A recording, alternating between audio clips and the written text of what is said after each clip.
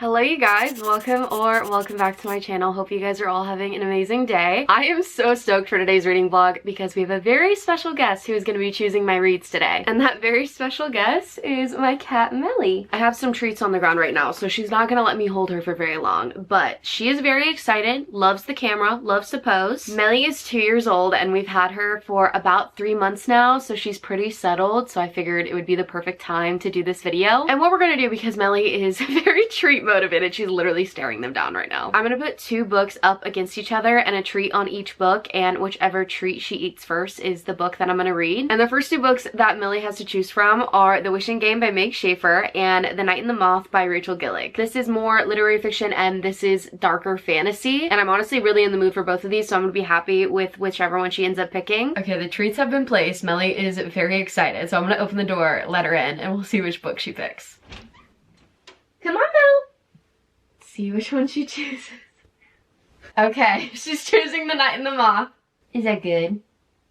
And she will have both now. You're such a good girl. Good job. Melly has chosen, and she has chosen The Night and the Moth by Rachel Gillig. I'm really excited. I've been wanting to read this for a while, so I'm gonna go ahead and start it.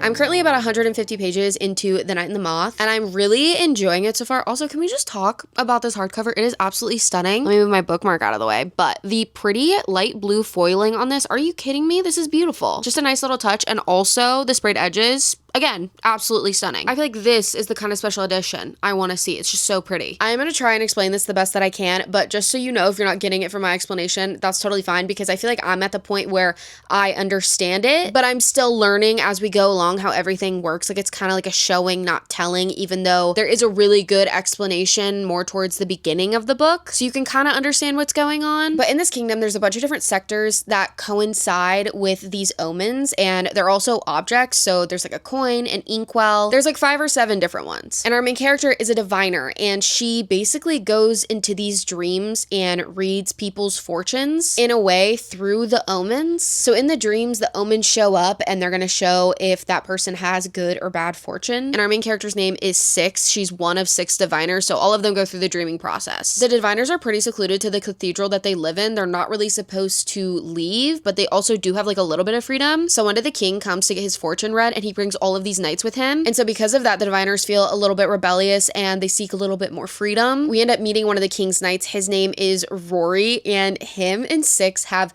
so much good banter. It is so good, tension filled, and just really fun to read, like kicking my feet and giggling kind of reading. I'm really enjoying this so far. I feel like the pacing is really well done. There's these little gargoyles too that are just so funny and like witty. I feel like they definitely add a lot of much needed comedic relief to the book, because it's a little bit more of a darker gothic tone like Rachel Gillig's other duology, One Dark Window, was. But I also feel like it is a little bit more lighthearted. I also love how the magic system is so unique, and it's definitely not following the classic fantasy book storyline that we've been seeing so much recently. And I feel like the writing is like a little bit old Englishy, but it's not really in a way that it's like hard to understand. I feel like it's like 50% old Englishy, maybe even a little bit less. I am only like 30% through, so I still have a lot more that I need to read before I get more feelings on the book, so I think I'm just gonna go ahead and get back into it.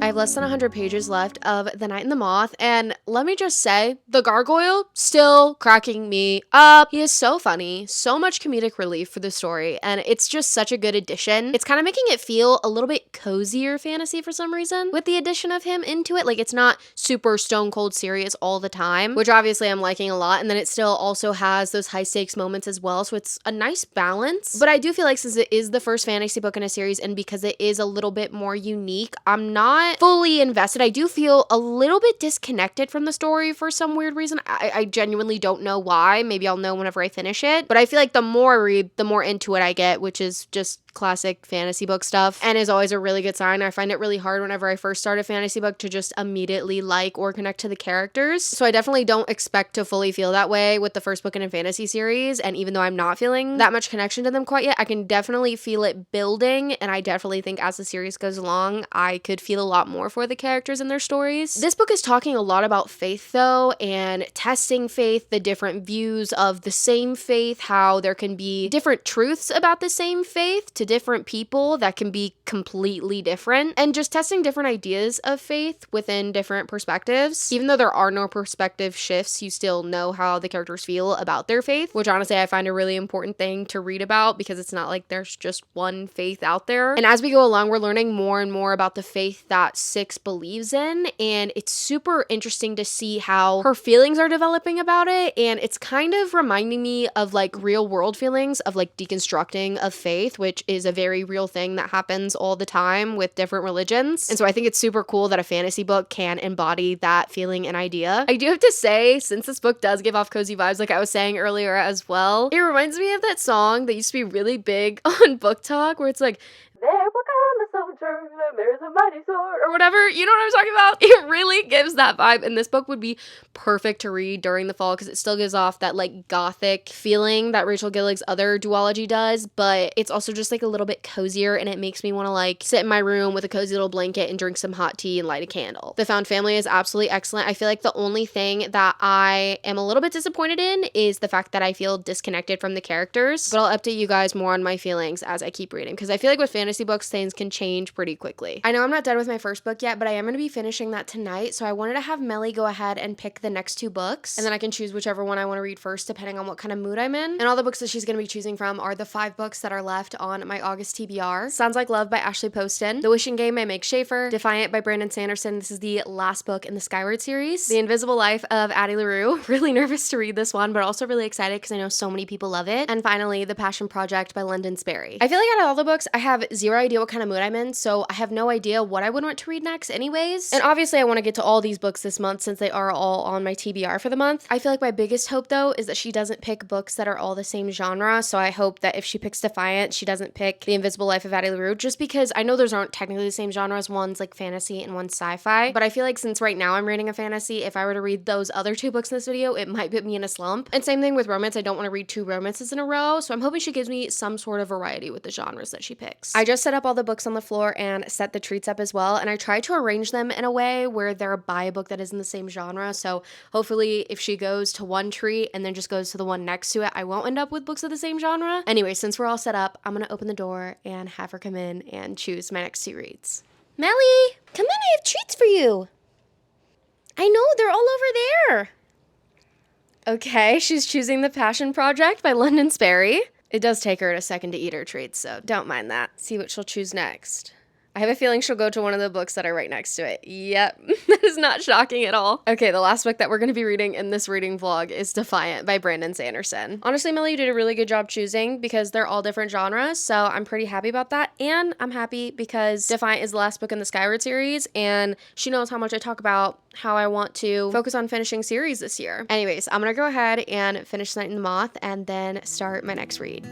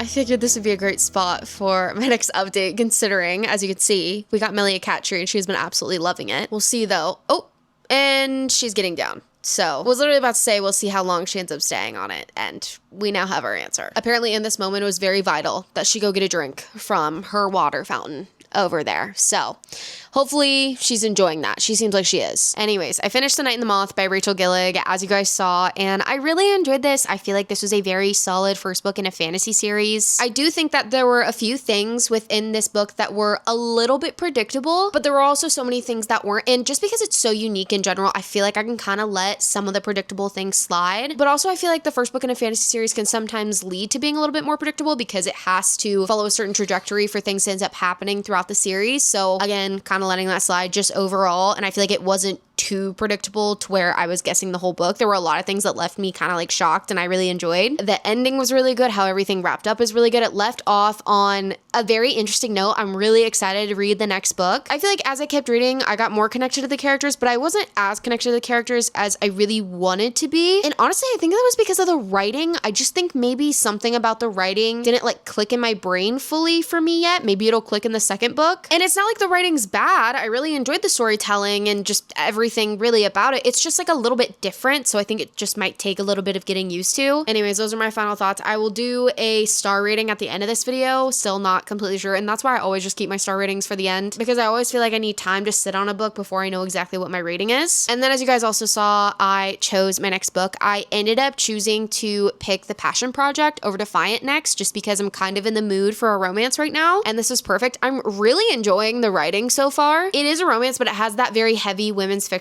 touch that I really enjoy in a romance. We're following our main character Bennett, and she's going through a lot in her life. She's grieving a lot, and this book opens up with her not going on a date that she said she was going to go on. Call it fate, call it whatever. Bennett and the guy that she was supposed to go on a date with, Henry, end up meeting anyways, and Bennett's just at a point in her life where she feels so lost. So Henry, out of the kindness of his heart, offers to do this thing called the Passion Project with her. He's gonna take her on all these little outings so she can like find her passion and her zest for life again. Henry seems super cool and nice, but I just don't really know exactly what's in it for him. So I'm excited to get to know him a little bit more and see what more of this experience is about for him, and also just know really why he's offering to do this out of the kindness of his heart whenever they've only met twice, basically just once. This book is also set in New York City, and it's kind of like a love letter to New York City. I can definitely tell that the author, London Sperry, either loves it there or lived there at one point in time, because there's a lot of talk about the architecture and experiences there, just things that she loves there in general, and I just find that very immersive and fun to read about, because obviously New York is a real place, and it's just fun to read about places that people love, and she's writing it really well, and I don't know, I'm really enjoying it so far, and I really haven't been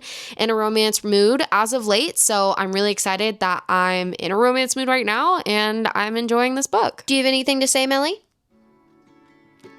I'll take that as a no.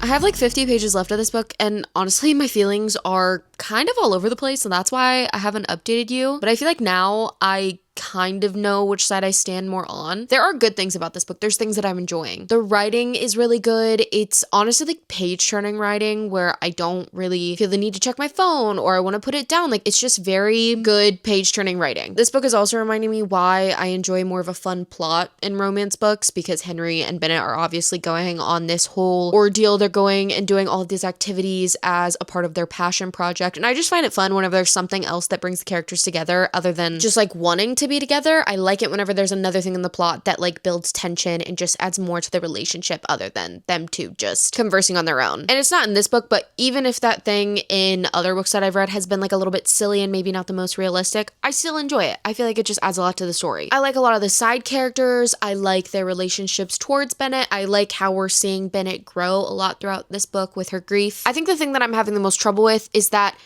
I don't really love Bennett, and she's the main character. So even if the writing is great and I'm liking the story and the side characters and just the plot in general, not liking the main character really puts a damper on reading a book for me. I really do understand that she's grieving, and this whole book she's been going through the process of growth and learning how to live with her grief and the different stages of grief that she's really going through. And the way she's treating everybody in her life does make it like even more realistic. But again, I have like 50 pages left of the book, and the way she's acting about something that she's doing and the choices that she's made now, this far along in the book, just have me like questioning this whole thing and have me really annoyed, to be completely honest. It just kind of seems childish. There's like a little bit of miscommunication because like she's scared, but at the same time it could be easily fixed by one conversation. And I just don't really know where we're going from here. I feel like this part of the book was almost put in there to, yes, make Bennett really go through her grief and understand what she's going through and kind of like face that grief head on, but at the same time, it almost kind of feels like we're doing that just because we want to do it.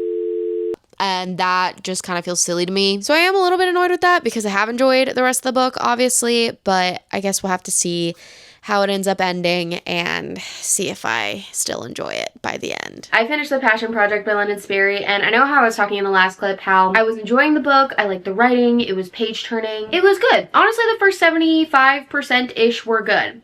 The last part of the book, it was a little much for me. Again, I understand she's going through this grieving process, but she's already done so many things and been through so many things that I feel like we should have been a little bit farther along. And I know grieving is obviously not linear, but the way that she treated the main character in this book, especially with the way he was treating her, he did absolutely not deserve that. Like, nobody deserves to be treated that way. And I know she was going through a lot, again, but still, at the end of the day, it's almost like a completely different entity in the way that she was acting. It was almost like a miscommunication. It wasn't even about her grief, even though it also was. I don't know, if I'm being honest, especially at the end, Bennett was just annoying. Like, the things that she was doing, it was just kind of like she was using grieving as an excuse to not be a great person. I think that with this book, I really enjoyed the writing and the storytelling. I just didn't fully absolutely love the story. And I honestly think that I would have connected a little bit more to Bennett if I could have seen more flashback moments of her with the person that she is grieving instead of her just like talking about it. I think in Emily Henry's Happy Place, even though Harriet isn't grieving anyone in that book, she's grieving the relationship of her and Win. It's not too much, it's not too little, it's the perfect amount, and I kind of wish that that would have been done in this book personally, so I could have connected to the story just a little bit more. I love a book about grief though at the end of the day, and I'm excited to see what I think of London Sperry's next book whenever I read it, because I feel like with a lot of authors like Carly Fortune, didn't love her first 2 books, but I really like her writing, and then I ended up loving One Golden Summer. So I definitely think London Sperry is an author that I could potentially enjoy a lot more in the future, even though I still did enjoy this book. It's just not really like a favorite for me. Anyways, that's all I'm gonna say about The Passion Project right now. So we're gonna go ahead and get into our next book, which is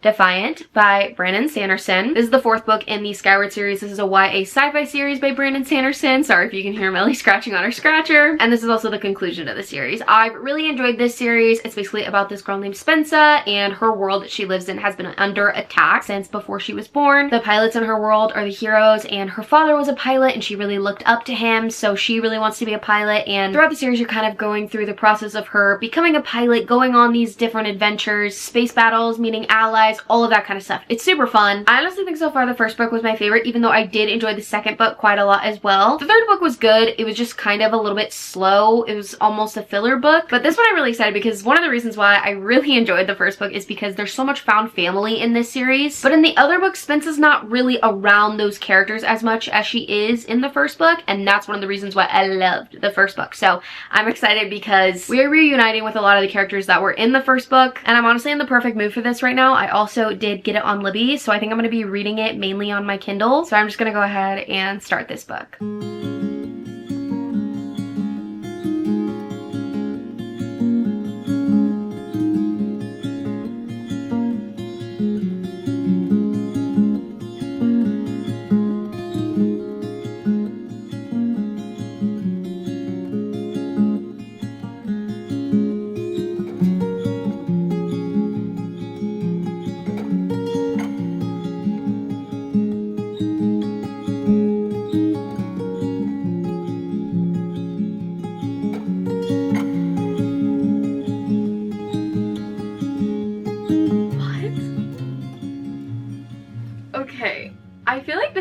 reason why I'm starting to get more into science fiction, because of the fact that it is just so different from fantasy. Like, I don't even know if the tropes that Brandon Sanderson is using in this book are typical tropes in a science fiction book, or typical things that you would see, not just tropes, I guess. I guess there are some similar tropes as there are in fantasy books, but it's still at the end of the day just so different because it's more space, technology, aliens, rather than magic and fae and set in like the olden days. Like, it's more set in the future, which I really enjoy, and it's just something different, which I feel like is what I've been talking about wanting a lot this year from a lot of the more fantasy-esque books that I've been reading, and this is giving me that. I feel like I truly can't predict a lot of the big things that happen in these books, which I love, of course, and the concepts that he's using too are just so different than anything I've read before, so I'm really liking that. I'm over halfway through this now, and since this is the fourth and final book in a sci-fi series, obviously there's not a lot that I can really say to you guys about what's going on, because I don't want to spoil anything or give anything away, because most of my reading vlogs are spoiler free. But I feel like not a ton has really happened physically, but a lot has been going on mentally for Spencer, and I've been enjoying that. I feel like I'm to a part in the book where I really don't want to put it down, in all honesty, which is a good thing. But even whenever there wasn't a ton of stuff happening, I was still interested and intrigued, and there's a lot of developments in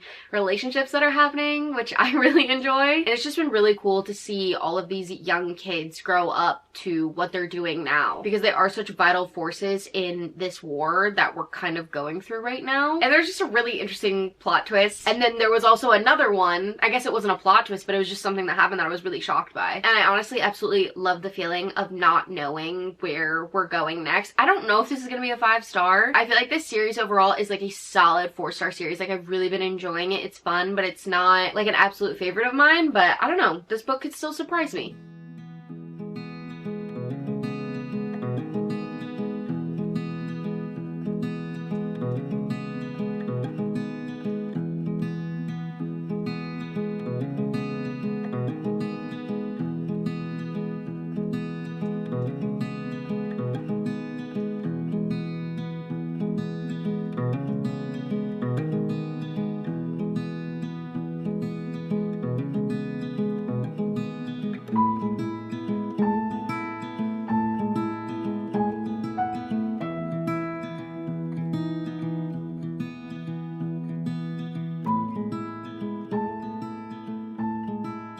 I have about 10% left of Defiant by Brandon Sanderson, and I definitely enjoy this series. I like the found family. I like the feelings it gives me. I like not really knowing what's going to happen next, all that good stuff. But I feel like sometimes whenever they're in battle, we're using such abstract ideas and creative things that it is like a little bit hard to follow sometimes. Like, sometimes I do have to reread a paragraph or two, or even whenever they're flying, like, it's just a little bit harder to imagine. Maybe it's just because I'm not used to reading about flying ships and stuff like that, so maybe it'll get easier the more I read sci-fi, but I do just find it a little bit harder to imagine in my mind. I will also say that this series is definitely like a YA series, even though I'm still enjoying it as an adult. I think that if I would have read this whenever I was younger, I would have enjoyed it a lot more. Like, if I was younger, I think this would have been a 5-star series for me, but I feel like there are just some things that don't make it like too YA, but make it noticeable that it's a YA series and maybe not meant for a 24-year-old woman. But then I think about other YA series that I've read, like Throne of Glass, the first book in the Legendborn series, and they don't really feel that way at all. So it really just depends on what your vibe of wanting to read YA fantasy is. I really do like the way that things are going though with this book. The turn of events have been just very well done in my opinion. I feel like there's a lot of theming that you could do with this book, looking into the different meanings of why Brandon Sanderson does the things that he does and what he truly means by them. I also think that with the political climate today, something that happened in this book, and just something that has been introduced since the second book, was just so incredibly prevalent as to what was going on and then what people think was going on. I'm just gonna leave that there, because if you read this book, I think you might know what I'm talking about, but the political systems in here, I feel like, are very deep, but then there's also moments where things are like lighthearted. Like, I don't really know how he writes that way, and this makes me even more interested in reading Mistborn and The Way of Kings and just the rest of his works, because I'm truly interested to see what makes his YA work different than his adult work. Anyways, that all being said, I'm gonna go ahead and finish this off. I finished Defiant by Brandon Sanderson this morning, and I really enjoyed this. I feel like this was a great conclusion of the series. I think that the way that things happened in the last 25% really just solidified how much I love this series and the found family, and I thought that the way that everything wrapped up just made it all come full circle and just felt very satisfying to me. So I really enjoyed this. I think my rating for this, since I'm about to get into my ratings for the other books, is going to be a 4.5. I think that this was definitely my favorite from the series, with the first and the second being close seconds to that. The third one was my favorite, but it was definitely necessary for